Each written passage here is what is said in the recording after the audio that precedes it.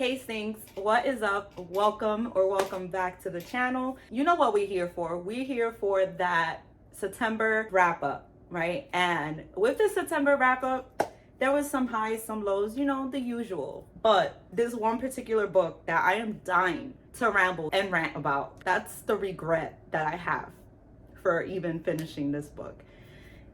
It's such a trigger. Those? Okay, so the first book I ended up finishing in September is Wolf Song by TJ Klune. Let me spill the tea on this. Okay, so TJ Klune, I love his writing. I love the characters that he crafts. The other aspect of this book that I really enjoyed was the found family. It's just a trope that I feel Klune does so well, you know? But there was points in this book that I felt it started to drag on, and I was just like, what is happening here? Like, I actually read something on TJ Klune that he tends to kind of like repeat certain, I guess, important phrases or important things that he wants to smash into your head. I don't know, but he does that as like a poetic stance or what have you. It's fine if you want to make something stand out as like important in a poetic manner, but it just wasn't so poetic to me. Back rolls. Yes, I like his writing, but it wasn't nothing like lyrical or like magical realism, or, you know, where I kind of feel that it feels poetic. You know what I mean? And that's just something I read. Actually, I forgot where was I read it. I read it a while back ago. I don't know how true it really is, but obviously, even if it's not Klune trying to be like poetic, it's still annoying. I don't need you to repeat the same thing in every chapter to make a point or to make it seem like it's important. It didn't feel important to me. It felt annoying to me. And it even got like so annoying and repetitive that I even considered DNFing this book. Like after a while, I just didn't want to pick it up. Then there's the relationship between Ox and Joe. Okay, so there was things about it that I did like, but then there's the part where you're mating at 10 years old. You already know who your mate is. Listen, bestie, don't get me wrong, okay? I know the werewolf thing, okay? I am a paranormal reader, watcher. I love all things paranormal. But 10 years old while Joe was like 16, 17? Excuse me? No. Like, no. That just didn't flow with me. I don't know. There was just something about that. And mind you, I don't care. I'm all for age gap. But when it's a 10-year-old, I just can't get with that. And don't get me wrong, Joe didn't get with that neither. He didn't get with that. He was like, you're still a minor regardless. The other thing that kind of like, it made me super uncomfortable, and I had to actually put the book down for a bit. There was a very explicit sex scene. It wasn't, you know, the romance, because I love that, but it was more of the details. I'm actually somebody who dealt with trauma, so certain things when it comes to male anatomy and certain things being explained, it triggers me. So that was a big trigger for me. So it's more of like a me thing, not really the book thing, you know? One of my good friends let me know that TJ Klune actually writes smut. So that makes sense. But I was really taken off guard too, because it looks like it's a YA. Like, look at this, look at the cover. Going into this, I kind of didn't even know where it fell under, if it was YA or if it was adult. And like for most of it, I didn't feel like it was like an adult paranormal fantasy or anything like that. It kind of read YA-ish. So when that part came, I was just like, oh, ooh, okay, we're just skipping through this. Like, I didn't even want to read it anymore. Please be aware that when you're going into picking up this book, Wolf Song, it's not a YA, okay?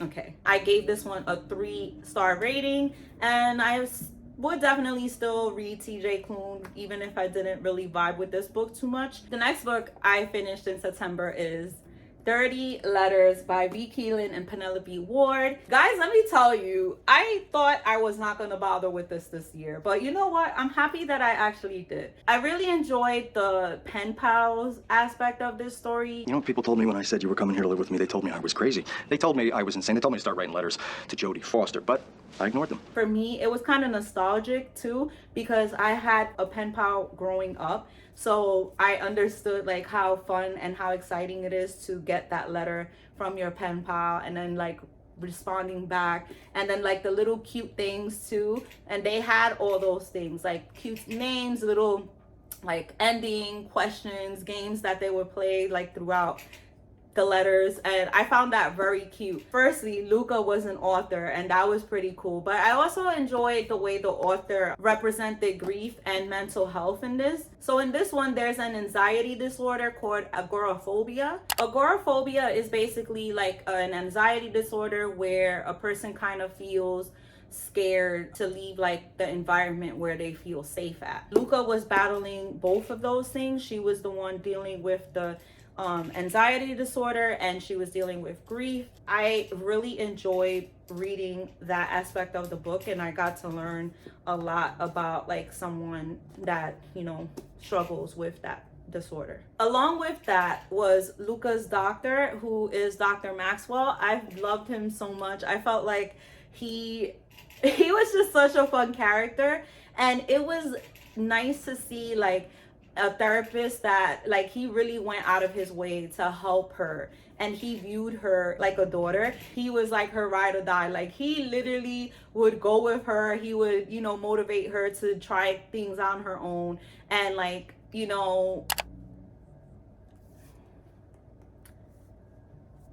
and like, you know, like hold her hand but also like let her go on her own. I really love that character. And the other thing that I loved is Hortensia, Luca's pig. I was like, oh my god, that's so cute, you know, to like have a little pig as your support animal. It was just so cute. I really enjoyed Griffin as a character as well. He was like so understanding. He did like so many things to help Luca, and I really loved seeing that. However, I kind of did feel like the chemistry between them was off. Like you didn't really fully see too much of the chemistry until like the end of the book, which was kind of like a bummer for me, because I was really looking forward to like seeing their romance kind of like develop. And then the other thing that kind of bothered me was the love confession, professing my love for you like super early on, and I was just like, what? Kind of felt like insta lovey, because it was just like, okay, we wrote these letters when we were like in high school, yeah, we built this like huge connection, whatever, we reconnect, I go meet you for the first time, and boom, love. Delusion. Convince yourself. Let's talk about these letters. What I was so annoyed by is the letters when the reconnection happened. It went from, oh my god, I haven't spoken to you in so long, oh my god, I can't believe it, I'm speaking to you again, to, did you ever have an orgasm? I was like, excuse me? Like I felt like that all happened so fast. It also came off really cringy. Like I was so cringed out by some of these letters. I was just like, ew. All in all, this book was pretty good. At the end of the day, a bit cringe, but good, still doable. And I gave it 4 stars. Another book I read is Our Share of Night by Mariana Enriquez. So bestie, let me tell you, this one is perfect to read during the fall, even now for October. It was just spooky, weird. It had like cult things with it. It was atmospheric and overall just creepy. The author's writing style and the way these characters were written was just amazing. I felt that the characters were well fleshed out and very interesting and weird. The thing is that I did feel like the pacing for this was kind of off. I think that it could be because of the timeline, like it had like a weirdly paced timeline, like it was a back and forth type thing. Or it could also have been that this is actually translated. And I know that sometimes things get lost in translation. You know, like there was moments too that I felt like I got kind of bored and it was kind of like dragging. I was constantly questioning too, like, okay, why does this have 608 pages? This is really not necessary. However, what I will say is that it still kept me interested and it still kind of kept me wanting to find out more about these characters. All in all, I gave this 4 stars, and I would definitely pick up something by this author again. But if it has more than a certain amount of pages, no, I would still read her stuff. It was good. It was good. So another book I ended up finishing in September before the fall, okay? Anyways, that book is Same Time Next Summer by Annabelle Monaghan. That. Okay, so what I really liked about this one was the setting. It took place in Long Island, New York, and bestie, you know I'm from New York City. I mean, I'm not from Long Island, but I'm from New York City, okay? Okay. I love that it took place at a beach house. That just makes it like the perfect summer read. So definitely it's better off if you read it like during the summer, not September. But yeah. The main character, Sam, struggles with dyslexia, so that was something nice to see because we don't really get many characters with dyslexia, so it's always nice to see like some new disability represented in books. So that was very, again, nice to see, for lack of better words. Now, as for the story, I really wasn't that impressed because it's like I felt like I've read this before, and even though like a lot of times romances are like that, but I just didn't care for the story and I couldn't really connect with the characters. They were pretty unlikable. But the weird thing about it is that even though I didn't really connect with them or care for them like that, I still wanted to read about them. I guess it was also the fact that Sam, she was just so immature. Like, she read more like a teen. Like, she was literally in her 30s, but she just annoyed the fuck out of me. And then Wyatt, he was like okay, but he was so like forgettable. Just put it this way, he's not book boyfriend worthy. Okay? Yeah. Then there's the romance. It just did not do it for me at all. It could also be the fact that Sam is engaged for 75% of this book. Make it make sense. And not to mention the fact that Sam and Wyatt's time together was, it kind of felt like rushed, you know, like it wasn't well fleshed out. When I read second chance romance, that's what makes it all the better. Like, you look for those swoon worthy moments, those cute moments where it makes you as like the reader want them to be together, you know, like you're like, yes, they belong together. But I didn't even get any of that. I didn't feel any of that. Matter of fact, I didn't even care if they got together. I was like, okay, whoop-de-doo. Wow, y'all together. You know? Overall, I wasn't like wowed by this, but I also wasn't like that disappointed by it neither. I gave this 3 stars, I think it was. Yeah, 3 stars, 2.75. I don't know which one I want to do. It just didn't wow me. And yeah, listen, I think I need to just stop judging a book by its cover. And yeah, because this book I definitely judged by its cover and I just instantly regretted it. I did. And that book is That Summer Feeling by Bridget Morrissey. The only thing that I could say that I did like was the whole summer camp for adults idea of it, but everything else is not so nice. So let's talk about what I didn't like about this book. This book had like the most extreme case of insta love that I've ever read. How is it that a person just falls in love with somebody by, I think it was like day 2 or day 3? How? I have to laugh. I'm sorry. This is so ridiculous. I can't stand here. I can't sit here and hear this. I think that there could have been a chance for this story to work had the characters been more likable and maybe like the love development like being more fleshed out and making it make sense. There just wasn't any character development. Even the side characters were just there. They were like costume props just there. You know, those cardboard like celebrity thing, that was these characters. Like, the romance in this was so insta-lovey. It just didn't have any kind of development. I kept questioning, like, to the people that actually, like, 4 or 5 starred this book, I was like, wait, did we read the same book? Is it me? Like, is it me? Am I the drama? I'm the villain. Is it me? Am I the drama? I don't think I'm the drama. Maybe I am. Am I the villain? I don't think I'm the villain. The main character, what's her face? What was her name? You see, I told you, I don't even remember their names. Her name was Garland. Yeah, and what kind of name is that? I don't know. But anyways, she also was like super annoying and super immature. Like, I literally felt like I was reading a teenager, which had it been that, it would have been justifiable. And then, like, a lot of her thoughts and her feelings, she would push it on to others. For example, there was a part in this book where there was like some guy and her sister only like just met him, and she was already saying like, oh, she needs to go for it, y'all soulmates, like I can tell, you know, like those type of vibes. And mind you, that was just 2 days of her sister knowing this guy. I was just so annoyed by this character. Like, I literally couldn't stand her. And the other thing that really grinded my gears is the way that Garland's sexuality was portrayed and developed in this.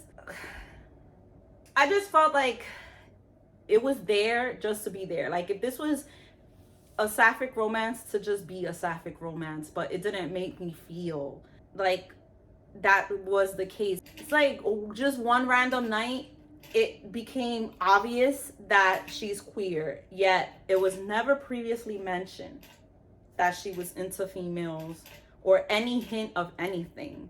And that just bothered the fuck out of me. That just bothered me to just, I don't even know how to end this sentence right now. That's how much it bothered me.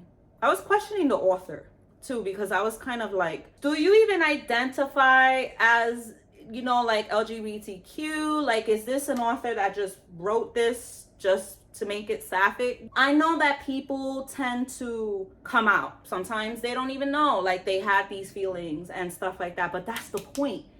In the book, she doesn't even like fully express that. Like, yeah, she goes into like, oh, maybe that's why this happened and stuff, but it's just like, it just did not make it believable. And I didn't feel like this was actually a person that understood these type of feelings. You know, this could have been such a cute romance had it been executed well, but it really wasn't. And I'm just so upset by the fact that I did not DNF this book. I should have left and just told NetGalley, like, I can't read this book. I think that's probably why I kept reading it. I don't know. Maybe I'm a masochist. Maybe I love the torture. No, I don't love the torture. I'm just so upset at the fact that I didn't DNF this. But moving on.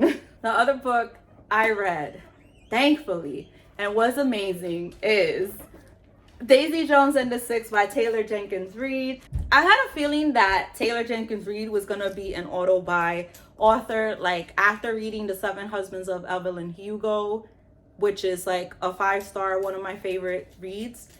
I don't know, there's just something about Taylor Jenkins Reid that I had that feeling. You know, have you ever had that feeling before, bestie? Like, you just know you're gonna enjoy their books. But I never read anything else. You know, it was kind of like the same thing with the TJ Klune thing. The difference is that this I absolutely love. Look at all of those tags, all that annotating I did with this book. I just loved it. She writes historical fiction so well that when I'm reading it, like, I'm so engrossed in it and in the world and in these characters that I don't even feel like it's historical fiction. She's just so talented in that way, because I felt the same way with Evelyn Hugo. It's obviously like a Taylor Jenkins Reid talent. I absolutely love the format in which this was told. It was done in interview format. That was like the perfect way to tell the story, because it enhanced it in such a way that it made me connect to the characters even further. And what I loved is that the characters are so well fleshed out that it made it so believable, and it made me feel like I knew about this band. The dynamics, the good, the bad, the tension between all the members, and the way everything played out, it felt so natural. This was written in a way that I knew each of their stories and what happened to each of these members in this band. And the crazy thing is that I really don't think that anyone but Mrs. Reed here can pull something like this off, and she does it so well. I had so many moments with these characters, like one minute I liked them, next minute I didn't, then it was me questioning them, and it just added so much to the story. And I think that's like the whole point, you know, because they felt so real that they're also meant to not be like, they are meant to be unlikable, and that's what adds to the realness of their characterization. To be honest, bestie, this is like a masterpiece. It's just so beautifully told. Once you pick this up and you fully immerse yourself in it, you don't want to put it down. You really don't. Literally, bestie, when I finished this book,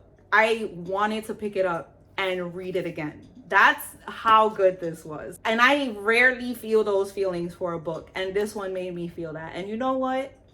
I ain't mad. This book, these characters can literally live rent-free in my head, in my heart, and I am perfectly fine with that. Listen, if you have not read this, I need you to pick it up like now, so then you can feel the way that I felt. Well, hopefully you do, because, you know, there's still the chance that you might be one of those people that don't like it, which I don't understand why. The other thing, bestie, the audio book for this one, amazing. It's like the full cast, different narrators for each person. The music in the background, the soundtrack for this is so good. Listen, you know what? Just do yourself a favor. Pick this one up. I gave this 5 stars. It deserves all the stars because I absolutely loved the shit out of this book. Bestie, if you haven't already, make sure to subscribe and like this video because that helps this channel out a lot. You will be able to see each other again. So go do it, do it. Another book I read in September is Cross by Emily McIntyre. So for Emily McIntyre, she says this is not a retelling, it's a fractured fairy tale reimagining. I don't know, but to me, it sounds pretty much the same. That might be a question I need to ask Emily. Like, what's the difference between saying it's a retelling and saying that it's a dark and fractured fairy tale reimagining? It sounds the same to me, but anyway. So from what I've seen and from following Miss Emily McIntyre herself, this was written from a very dark place because unfortunately, Emily McIntyre is battling breast cancer. I have been following her and I must say, like, she is so amazing, so strong. I literally have cried literally a few times while watching her reels and following her story. And Emily, before I start this review, you're amazing, and yeah, just keep up the fight, and we're still here cheering you on. So now going into the review. So The Hunchback of Notre Dame never was like my absolute favorite. Like, if you was to ask me to watch a Disney movie and if you told me, oh, Hunchback of Notre Dame, whatever, I would be like, yeah, no, I'll pass. Because I really don't care for that movie. However, when I found out this was a villain story, I was like, yes, it's supposed to be Frollo's story. So I'm like, okay, sure. Then especially the fact that the villain gets a happily ever after. I mean, I'm a whore for that stuff, okay? Villains, I'm a whore for, hands down. So here we are. We're following Amaya and Cade. Amaya is, you know, like an exotic dancer. Cade is the priest who battles with himself because he is stalking Amaya. I absolutely love that. That dynamic was fun. Cade was pretty fun. He was like villainous, but the thing with him too was the whole back and forth thing because he was struggling a lot with his demons and his lusting over Amaya. And then with Amaya too, she dealt with like so much trauma, and that was kind of like, you know, nice. Well, not nice to see, but I guess like her trying to overcome her traumas was really nice. that's really all I have to say today. It was really nice to see. Okay, so I really enjoyed like how she persevered in her own way and how she took care of her brother Quentin. And speaking of Quentin, I absolutely loved Quentin. Through following Emily, I believe she said Quentin is inspired by her daughter who also has autism. So it really showed in these pages how she does know how an autistic kid would react and interact with others, and the little mannerisms that they have. I've worked with autistic kids before. I could really see some of my past students in Quentin, and I loved him so much. Even though I had a very good time reading this, I did kind of feel like the pacing was off and the plot was kind of like underdeveloped, and leading up to the events that happened towards the end, it kind of just felt anticlimactic. And then there was pieces of this that it was very repetitive, like hearing Cade's inner turmoil and then Amaya's mommy issues. It was just like, after a while I was like, okay, yes, we get that. Okay, so you know what I just heard? Blah blah blah blah blah blah blah blah blah blah. I felt like there really wasn't any romance, and like if Amaya and Cade didn't really get too much time together, like to develop that romance and to build it into something more, which is the part that I kind of was bummed out by, because I really did enjoy their characters. Maybe that was the point of this book, right? It was more intended for it to be like dark. But I've read dark romances and I've read dark stuff, and regardless, at the end of the day, the characters interact enough and where it's more believable, and where it's not just strictly like, okay, obsessed lust. Like, yeah, that's part of it, but you still develop like these strong feelings and want the characters together. You know what I mean? I really wish that we would have got more of them together, and especially like the pieces where like they were talking to each other about their trauma. That to me was like so good, and it would have did more for me emotionally for these two characters. Instead, we were getting so much inner dialogue, and they weren't really expressing to each other like how they really felt, you know? So I think that's the part that for me, it just didn't do it, and I didn't really care for them to be together in a sense because of that. I gave this one 3.5 stars. Overall, even though it did fall a little bit short for me, I still really enjoyed the story. I enjoyed the characters, and I enjoyed certain aspects of it. And I am still looking forward to reading the rest of the books in this series. Another book I read is The Fountains of Silence by Ruta Sepetys. This takes place during the 1950s when Spain was under the oppressive dictatorship of General Franco, what's his name? Francisco Franco. The author was able to pull me into this story and educate me while also still keeping me interested, which is like super important for me in order for me to even read a historical fiction book to begin with. After listening to the author's note, I can feel like how genuine and passionate she is about this time period. She was able to take like a time period and bring it back to life. And this is actually like a time period that I don't really know much about. By reading this book, I was able to learn so much. And I even looked up stuff, you know, because you have to, right? You can't just read a historical fiction and then think that everything that's being told to you is true. You gotta do your own research too. But the thing is that it's a good thing, but then it's also a bad thing, because I became more invested in the history piece of this than I was in the characters. There was just so many point of views, which while I was reading it, it was tough for me to follow. But then when I listened to the audiobook, when I got the audiobook, it just became even more hard to follow, because it's all read by the same narrator. Like, there's not different people to narrate the other voices. And I think that had that been there, it would have made it like more impactful. At some points I was questioning like, why is there so many point of views when like the main story should be focused on Anna and Daniel, even though I know all these other point of views were like pieces like of the puzzle in a sense. But I just felt like in a way like we just didn't need all of that, you know, because it kind of made me disconnect from the characters because it was just so much, and the way the chapters were written, it would just go back and forth, back and forth. I just felt kind of like ping ponged around in a sense. I gave this one 4 stars. Definitely recommend you pick it up. Another one that I read is Fourth Wing by Rebecca Yarros. Boy, oh boy, where do I start with this one? All I can say is that the hype is real with this one. This immediately 5 stars. 5 stars. Mission accomplished.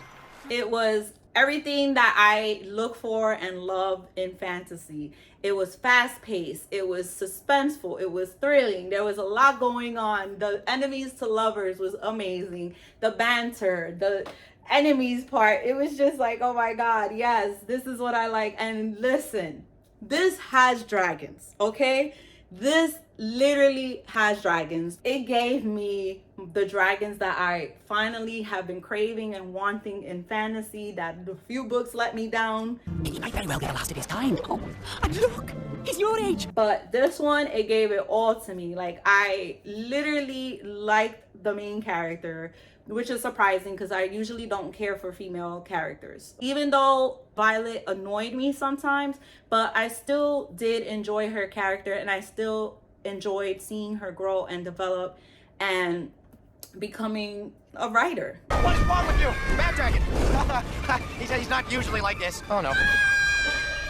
Zayden, oh my goodness, Zayden, like this, just his attitude, his persona, the way he is, I absolutely loved him. I just love these characters. I love this book. And the dragons, I absolutely love them. I love the back and forth banter between them, the cuteness. Oh, what? Do you want an apology? Is that why you're pouting, big baby poo? We'll try this on. Oh, you feeling it yet? Huh? Then the romance aspect of it too, like, oh my goodness, I loved it. The only thing that did get a little bit annoying is the whole like constantly like sex, thinking of sex. However, I can understand because of the age and where they're at. Like, I mean, they're in a freaking war college. They could die at any day. So it's like, why not, right? But I love the relationship between Zayden and Violet. It's like you literally get the enemies to lovers, and it's done so well. Like, you see it from the beginning as it develops and it keeps going and develops into something more. I felt like it was perfect. This book was perfection. It's just everything that I love in fantasy. Being in this war college, like, oh my god, like the constantly seeing death, constantly having to watch your back, like, oh my goodness, this was everything, and I absolutely loved it. Like I said, I gave this one 5 stars. I am looking forward to Iron Flame coming out in November. You know, I am gonna move books to the side from my TBR just to read it, because I cannot wait to see where this continues to go. All right, I admit it. This is pretty cool. It's amazing. He's amazing. I was also able to finish Possession. Hallelujah! Finally, by A.M. Johnson. Bestie, you don't even know. I literally had this book on my TBR for a year. It was sitting, waiting for me to read it, and I finally finished it. I think I deserve a round of applause. Yes, thank you. This actually has like the whole pro-choice versus pro-life thing with it, and I think that the author kind of covered that pretty well. It also has a lot of like mental health representation. One of our characters, Declan, he deals with depression and psychosis, and he has like inner turmoil and inner struggles that he deals with like on a regular basis. To be honest, I absolutely love Declan. I was captured more by his story than I was with Paige's story. I did enjoy Declan and Paige's story and how they came together again with having to like confront their past and the struggles that they've been dealing with, while also rediscovering each other again. The thing is that I also was kind of like disconnected from the characters, mainly Paige more than Declan. Like, yes, I cared about Declan, but I still didn't really feel like such a connection with these characters. And then for Paige, like I said, I really didn't care for her like that. A lot of her story was like really repetitive, and even though I can say the same with like Declan, because a lot of like his inner turmoil was kind of like the same repetitive stuff, but that's like the point. But with Paige, I don't know, it's just like her position and everything, and I just didn't care for her. I felt like she was pretty weak and she wasn't strong. Even after, I just didn't really like her. Just put it that way. Also, this is pretty big on religion too. You know, the whole pro-choice, pro-life thing. So yeah, you gotta figure there's some religion thrown into this, and it's pretty extreme. I gave it 2.5 stars. It didn't do nothing for me, and I think that's why I didn't read it in so long. I wasn't sure if I wanted to DNF this one. I questioned it a lot, but then I was invested in Declan. So I think that's what kept this book alive for me. I'm not sure if I will continue the rest of the series, but I did become really interested in Liam's story. So if I do continue in this series, it would be just to read Liam's story. I was also able to read The Maidens by Alex Michaelides. I went into this like, okay, Alex, you are not getting me this time. And wrong. Guess what? He still kind of got me, because throughout this whole thing, I kept on like trying to figure it out. I enjoyed the writing. I loved the little breadcrumbs he would sprinkle throughout, and then I would be eating them up thinking that I'm piecing the puzzle together. The short chapters really kept me engaged and really kept me wanting to keep turning the pages to find out more, because each time I kept thinking it was this person, then I would think it was that person, then I would question things, and I was like, Mariana, what are you doing? Like, yes, Mariana was just such an unreliable character, and she was pretty annoying at times too. But I guess you can say that's the whole point, since she is kind of like an unreliable character, because she is dealing with grief and loss and like her own inner struggles. But I felt like sometimes she was just so dumb, you know? You left fingerprints and all. You are so dumb. You are really dumb, for real. She's portrayed as this like therapist, a group therapist, I think it was, or group counselor, something like that. And yet here she is just making all these dumb choices. The plot twist was crazy. Again, regular Alex Michaelides style. There was a few red herrings and loose ends that I didn't really get closure on, even though certain things was like closed a bit, but it just seemed like it was just there for the sake of the whole shock, which I guess it makes sense. Again, I don't know, there was just too many things that I was still questioning and I didn't quite get closure on, you know, to like satisfy me. Then there was just some things that was just so unbelievable. Like, how is this professor able to like have a whole group of the most attractive girls in the campus and just secretly be having their own little private tutoring sessions together, and that's okay? Really? That doesn't seem okay to me. Like, why is nobody doing anything about this? There was just certain things that was unbelievable, just like things with the police. Yeah, I just kept on saying, no, this doesn't happen in real life. This wouldn't even be a thing. But yeah, here we are.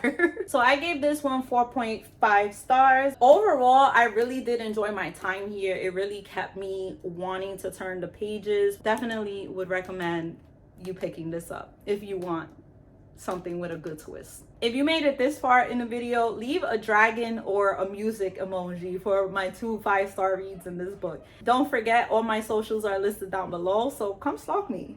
I invite it. And join the book club. We always have a lot of fun, talk bookish stuff, rants, raves, all of that. If you'd like to support my content further, I have my premium subscriber section where you would also get some exclusive stuff, some readathons, exclusive videos, you know, more content and more of me. Well, anyways, bestie, I love you so much and thank you for watching it. Let's get some forehead kisses.